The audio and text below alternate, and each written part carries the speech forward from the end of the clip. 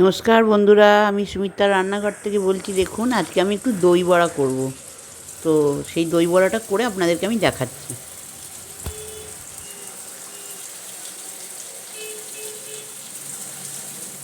এটা মোটামুটি ভাজা হয়ে গেছে, আর দেখুন এইখানে এগুলো এতগুলো ভেজে রেখেছি।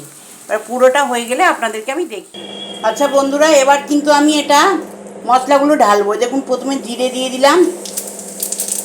জিরে দেওয়ার পর এই যে মশলাগুলো আছে আমি এটা সব ঢেলে দিলাম, দিয়ে এটা ভেজে নিলাম।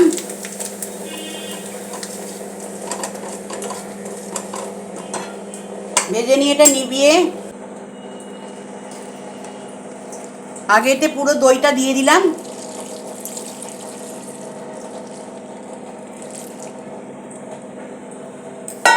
এবার এই মশলাটা এতে ঢেলে দিলাম আমি।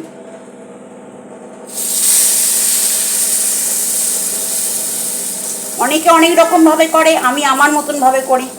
সবাই সব রকমটা তো এক হয় না, আমি আমার মতনভাবে করেছি। এবার দেখুন আপনাদের কার কীরকম ভালো লাগবে সেটা আমি বলতে পারবো না।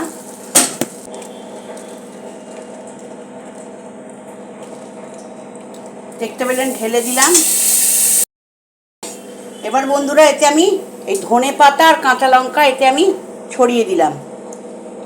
এই দেখুন, কাঁচা লঙ্কা আর এই ধনে পাতা আমি ছড়িয়ে দিলাম। এবার যখন খাওয়া হবে তখন প্লেটের মধ্যে আমি এতে ঝুরি ভাজা দিয়ে দেব। এই রেসিপিটা দেখলেন, যদি আপনাদের ভালো লেগে থাকে আপনারা আমার সাবস্ক্রাইব করবেন, সাইডে থাকা বেলটা দাবিয়ে দেবেন, লাইক করবেন, শেয়ার করবেন, কমেন্টে অতি অবশ্যই লিখবেন। আমি সুমিত্রার রান্নাঘর থেকেই বললাম। নমস্কার।